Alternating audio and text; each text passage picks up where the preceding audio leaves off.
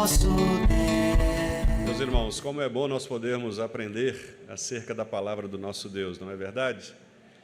E os nossos símbolos de fé dizem que Deus nos dá meios ordinários, meios comuns, chamados meios de graça, para que nós possamos conhecer mais a respeito dele. E neste culto nós já exercitamos alguns desses meios de graça: a oração, a leitura da palavra, a participação do sacramento. E agora, diz também o nosso símbolo de fé, que Deus nos fala especialmente pela pregação da palavra. Por isso, nós vamos abrir então a palavra do nosso Deus, para que Deus nos fale especialmente no texto de Mateus, capítulo 6, verso 9. Nós estamos estudando acerca da oração do Senhor, o Pai Nosso, e nós agora introduziremos a primeira petição, mostrando a santidade exaltada do nosso Deus. Exaltado seja o Deus Santo, Todo-Poderoso Senhor, Santo, Santo, Santo. Vamos ler juntos Mateus 6, 9. Leiamos. Portanto, vós orareis assim: Pai nosso, que estás nos céus, santificado seja o teu nome. Querido Deus, nós estamos diante do Senhor nesta manhã e nós carecemos agora que o Senhor nos fale aos corações pela pregação de Tua palavra.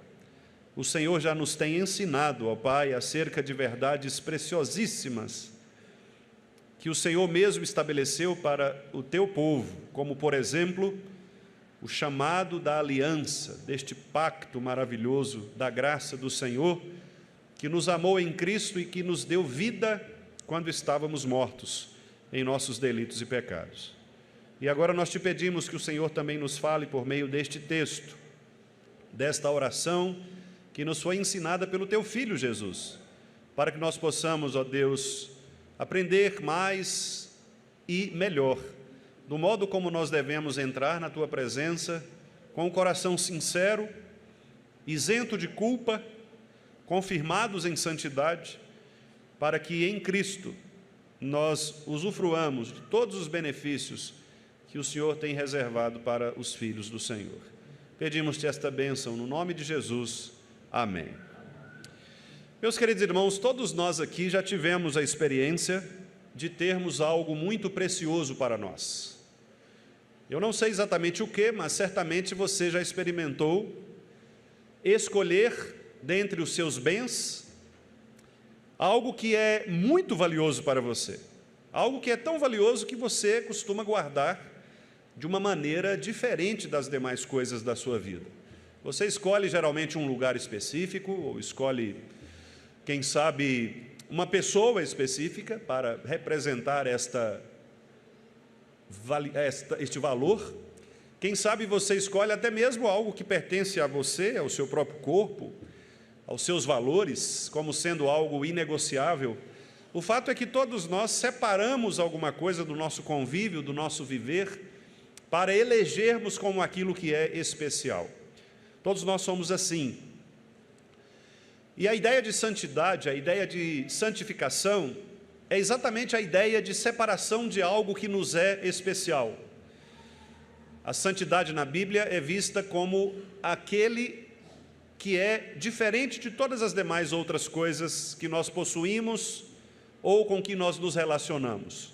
Ser santo é, numa linguagem bastante inicial, popular, é ser separado. Mas mais do que isso, ser santo é também ser posicionado num lugar de destaque. É algo que não é somente separado, mas algo que é separado porque possui nele valor intrínseco, um valor que aquele objeto, aquela coisa possui. Então não é simplesmente o fato de nós separarmos, porque as nossas coisas quase sempre são separadas. Na sua casa você tem o seu guarda-roupas, em que quase todas as pessoas, a menos aquelas que são bagunceiras ao extremo, elas separam as peças, cada coisa no seu devido lugar. Se você vai a uma cozinha, você também tem armários que separam as coisas nos seus devidos lugares. A santidade, portanto, não é só uma ideia de separação, não é só uma ideia de excluir umas coisas e eleger outras. É a ideia de posicionar aquilo que é valioso num lugar especial, num lugar de destaque. Como eu disse, é você eleger aquilo que é mais importante para você e fazer daquilo que você escolheu como sendo mais importante o seu próprio Deus, aquilo que você adora. E os irmãos estão percebendo, portanto, que nós, ao longo de nossas vidas, elegemos algumas coisas como sendo muito valiosas para nós. Mas a grande questão é que muitas vezes nós elegemos estas coisas que nos são valiosas e as colocamos no lugar daquele que deveria ser o mais valioso. Por isso, a palavra de Deus em muitos lugares nos instrui acerca do perigo do pecado da idolatria. Os 2 primeiros mandamentos claramente nos dizem: não tenham outro Deus além do Senhor. Eu sou aquele que você deve separar, mas não apenas separar como quem faz uma separação de deuses na religião, como faziam, por exemplo, os gregos no seu panteão de deuses, quando Paulo passou e viu que todos estavam separados nos seus devidos altares, mas todos eles tinham o mesmo plano, o mesmo lugar de destaque. Não é isto, não é colocar Deus separadamente, mas no mesmo nível dos outros deuses que são erigidos pelo nosso coração. É ter apenas um Deus e viver a vida diante deste único Deus, do modo como Ele requer de nós. É isto que nos ensina o primeiro mandamento: não tenham nenhum outro Deus além de mim. Não importa o que você entenda como um Deus, o fato é que aquilo que nós escolhemos na nossa vida para adorar, para servir, pode tomar o lugar daquele que é o único e verdadeiro Senhor. Muitas vezes, isso pode estar representado na nossa família. Às vezes nós consideramos a nossa família mais importante do que a nossa relação com Deus. Razão pela qual, portanto, algumas pessoas preferem obedecer a, quem sabe, as famílias, preferem valorizar a família terrena, a valorizar ainda mais a família celestial, a família da fé, a família espiritual, a igreja. Eu não quero ser indelicado, obviamente, mas eu quero dizer para você que a Bíblia nos orienta que nós devemos amar mais aqueles que são da família do Senhor do que os nossos próprios parentes de sangue. Esta família, a família do Senhor, ela é mais valiosa do que os nossos próprios irmãos sanguíneos. Com isso eu não quero dizer que nós devamos desvalorizar a nossa família terrena. O que eu quero dizer é que nós devemos colocar em primeiro lugar as primeiras coisas. E Deus nos ensina que aquilo que pertence a Ele é mais valioso. Portanto, a nossa família da fé, ela é mais importante do que a família terrena. Talvez alguns dos seus parentes não irão para o céu, não são eleitos. Talvez eles estejam condenados ao inferno. Mas aqui, na igreja do Senhor, nós esperamos reunir todos aqueles que, redimidos pela graça do Evangelho, vêm até Deus e se tornam nossos irmãos, enxertados na família de Deus, na família da fé, na família da aliança, escolhida pelo próprio Deus. Portanto, a família pode ser um ídolo em nossos corações, mas não apenas a família, coisas também que dizem respeito ao nosso instinto de governo, de poder, quem sabe uma formação acadêmica, títulos acadêmicos, quem sabe um conhecimento que nós adquirimos na academia, na universidade, e por isso, por sermos graduados, nós achamos que somos mais importantes do que as outras pessoas, do que os nossos irmãos que muitas vezes não tiveram escolaridade, irmãos que não tiveram a alfabetização completada, mas nós nos consideramos como sendo mais importantes, melhores do que eles, porque, afinal de contas, nós temos um diploma que podemos pendurar na parede. Talvez esse diploma seja algo que você esteja santificando no seu coração. Talvez você escolha até mesmo um bem, quem sabe o seu carro, quem sabe os seus livros, quem sabe as suas joias, quem sabe um perfume, não sei. Qualquer coisa que você possa escolher como sendo aquilo que é mais valioso e que toma o seu coração a tal ponto de você pecar contra pessoas e contra Deus em primeiro lugar, por lutar com unhas e dentes por aquele bem que você escolheu como sendo santo. Nós, meus irmãos, infelizmente, produzimos em nossos corações muitos ídolos. E o que Jesus quer nos ensinar aqui, nesta primeira petição, desta oração modelo, a oração do Senhor, é basicamente uma repetição dos 2 mandamentos da lei. Não tenham nenhum outro Deus, além do Deus Todo-Poderoso que está nos céus, e que se relaciona com vocês sem a necessidade de coisas materiais, de coisas visíveis, porque a fé, ela não é algo que se conquista por aquilo que se vê, mas a fé é algo que nos é dado por aquilo que se ouve. A fé vem pelo ouvir, o ouvir a palavra de Deus.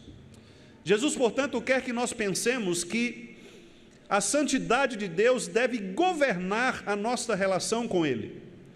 O que significa dizer que não apenas os nossos olhos devem ver a pureza de Deus, mas nós devemos entender que o Deus diante do qual nós estamos é o único Deus de fato diante de quem nós devemos estar. Não terás outros deuses diante de mim. Em outras palavras, agora Jesus diz: santificado seja o nome do Senhor. De maneira que nós entendamos que a relação de intimidade, de pessoalidade, de filho de Deus requer de nós uma compreensão de que este Deus diante de quem nós estamos é um Deus puro nas suas perfeições.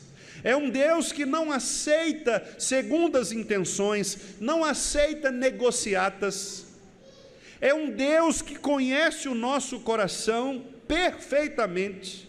É um Deus que sabe o que nós queremos, o que nós pensamos, que conhece as nossas necessidades. Portanto, é um Deus diante de quem nós não podemos fingir.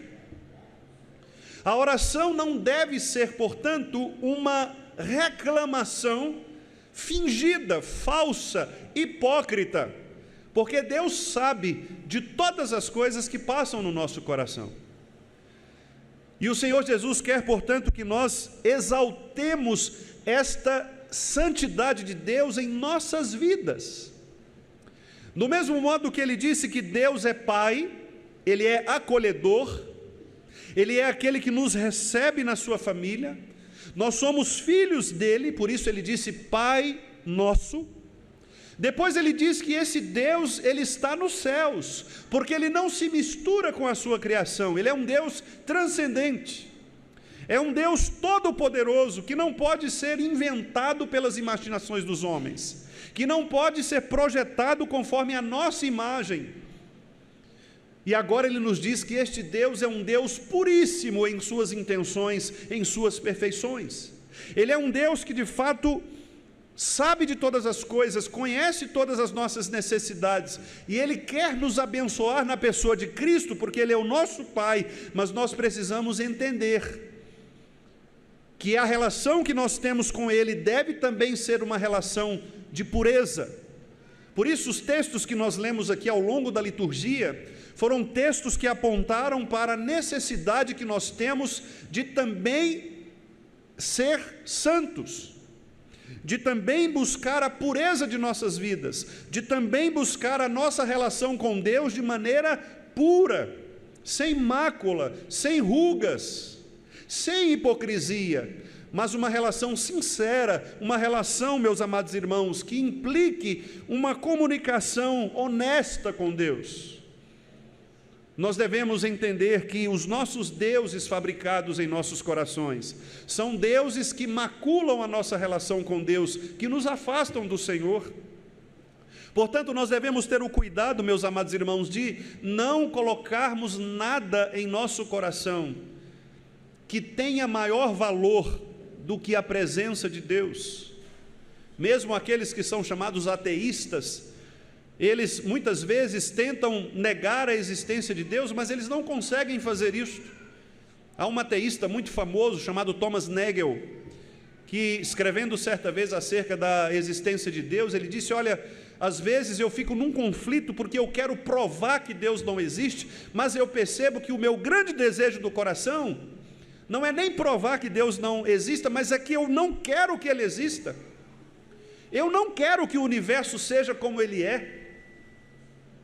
Portanto, o grande problema do coração humano é esta relação de intimidade, é estar na presença de Deus. Por isso, não terás outros deuses diante de mim, deve reger toda a nossa vida. Porque à medida que nós estamos na presença de Deus, nós nos reconhecemos quem somos. E eu tenho citado aqui para os irmãos o episódio envolvendo os nossos irmãos do Antigo Testamento, quando estavam exilados. Esdras narra esta situação. Esdras diz que alguns dos que estavam exilados e que retornaram do exílio, alguns não queriam retornar para Jerusalém. E alguns comentaristas, eles tentam descobrir esta questão, porque o texto, ele não menciona com tanta clareza a razão pela qual alguns destes não queriam voltar. Mas há uma hipótese que é parte do exame do texto, e que é uma hipótese interessante, que é defendida por alguns intérpretes, que afirma o seguinte: eles não queriam voltar para Jerusalém por uma razão espiritual, ou seja, eles sabiam que depois de experimentar as benesses do mundo pagão, voltar para Jerusalém significava renunciar a esse estilo de vida cultural que eles tinham adquirido e estar na presença de Yahvé, o Deus que iria julgá-los pela sua lei. Portanto, na verdade, eles estavam evitando o encontro com Deus. Então era preferível eles ficarem lá, para não terem de enfrentar Deus de novo, a voltarem para Jerusalém e serem expostos às suas sujidades, às suas podridões. Eu acredito que, mudando o que deve ser mudado, a pandemia talvez fez um pouco disso com algumas pessoas. Talvez a pandemia tenha sido uma forma de um exílio, não tanto quanto, obviamente, os exílios do Antigo Testamento, mas, quem sabe, foi uma forma que Deus encontrou também, na sua providência, para fazer esse teste de fé.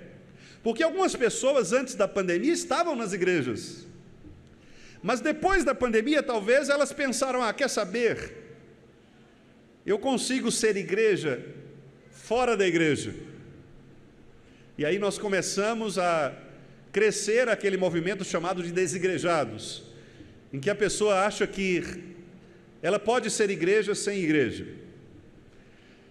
Na verdade, o que elas estão fazendo é expondo o seu coração covarde, o coração que não quer encontrar o Deus que é santíssimo, e o Deus que julgará suas ações pela palavra da verdade.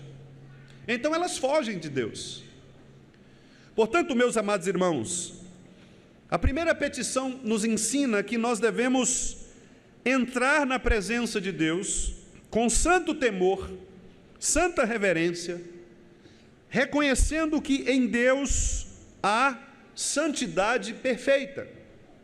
E isso também nos faz levar a nossa mente para um outro ponto, que aliás é destacado pelo pastor John Piper de uma maneira muito interessante, quando ele diz que, na verdade, quando nós pedimos a Deus para que o nome dele seja santificado, e considerando que não pode haver acréscimo de perfeição em Deus, porque Deus é perfeitamente santo, portanto não faria sentido nós orarmos dizendo: santifique-se mais, aumente, amplie a sua santidade, porque Deus já é perfeitamente santo. Há uma maneira também de nós vincularmos esta santidade de Deus ao nosso testemunho cristão e à nossa própria santidade. Portanto, o que nós estamos pedindo aqui é que, estando nós em oração, na presença de Deus, reconhecendo que Ele é Pai, que nos acolhe, que abençoa a sua família, Pai nosso, que é um Deus todo-poderoso, que está nos céus. Ele também é um Deus que nos chama para que nós possamos exaltar, destacar, separar com louvor, exaltar, testemunhar o seu nome diante das pessoas. Por isso esta petição também nos ensina não apenas a reconhecer a pureza de Deus, mas em segundo lugar nos ensina a reconhecer nossa própria condição de pecado, lutarmos pela força do Espírito para mudarmos a nossa condição de pecado, a fim de que nós também sejamos boas testemunhas do nome de Deus. É aquela oração que o salmista no Salmo 69 fez: Senhor, não permita que as pessoas sejam envergonhadas, que o teu nome seja envergonhado diante das pessoas por minha causa. Não permita que eu envergonhe o teu nome. Não permita que eu seja pedra de tropeço. Não permita que o meu comportamento seja um obstáculo para que as pessoas conheçam o Senhor. Portanto, faça-me santo, para que a minha santidade espelhe a tua santidade e o teu nome seja exaltado pela minha vida ou na minha vida.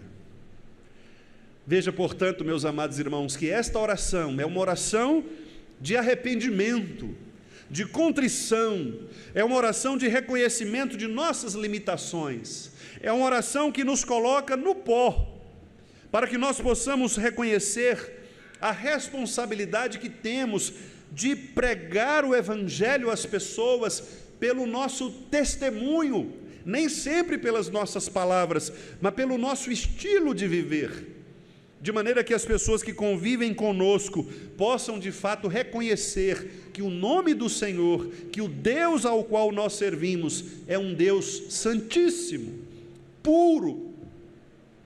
Portanto, na luta contra o pecado, nós devemos nos esforçar para que não envergonhemos o nome do Senhor, para que não promovamos ridículo do nome de Deus, mas para que possamos exaltar a santidade de Deus o Pai.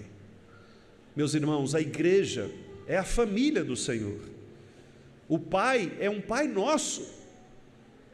E por isso nós devemos viver de tal maneira que as pessoas que convivem conosco, com as igrejas que estão aqui representadas, nos seus diversos locais da cidade, do estado, sejam de fato refletores da graça maravilhosa do Senhor, um testemunho autêntico. E é por isso que os reformadores diziam que a igreja verdadeira, ela tem 3 marcas inegociáveis: a pregação da palavra, que não deve ser modificada, adulterada, diminuída; a administração correta dos sacramentos, como nós estamos fazendo aqui nesta manhã, de acordo com as Escrituras Sagradas; e em terceiro lugar, o exercício da disciplina eclesiástica. Porque o exercício da disciplina, ou seja, manter uma igreja pura, a pureza do culto, a pureza de seus membros, isto faz com que a igreja cresça no testemunho da santidade de Deus. Uma igreja que abandona os seus membros, e que os membros fazem o que querem, pecam e não são repreendidos, não são chamados à responsabilidade. Uma pregação que é uma pregação coaching, uma pregação que prega simplesmente as felicidades das pessoas, que não aponta os seus pecados, que não trabalha o coração, que não leva ao arrependimento. Este tipo de pregação é uma pregação diabólica, porque não leva as pessoas ao real entendimento da responsabilidade de estar diante de Deus em arrependimento. Portanto, a disciplina da igreja é uma marca fundamental, porque a disciplina leva a todos nós a pensarmos que nós precisamos caminhar conforme a lei do Senhor. E o salmista, no Salmo 19, diz que esta lei é perfeita e ela restaura a alma. Portanto, a lei de Deus, a palavra de Deus, deve ser levada a sério nas nossas igrejas. Esta é uma forma de nós nos santificarmos, de escolhermos aquilo que é mais valioso, de colocarmos no nosso coração aquilo que de fato nós precisamos ser e fazer. Por isso, meus amados irmãos, ao orarmos, santificado seja o teu nome, lembremo-nos de que nós estamos aqui exaltando a santidade perfeita de Deus, mas ao mesmo tempo nós estamos também pedindo a Deus que restaure as nossas vidas, a ponto de que nós nos tornemos refletores da sua graça e da sua pureza. Que Deus nos abençoe, que Deus nos ajude, que Deus nos faça cada vez mais instrumentos de sua graça, para que nós possamos refletir a beleza do Evangelho de Cristo Jesus, o nosso Senhor.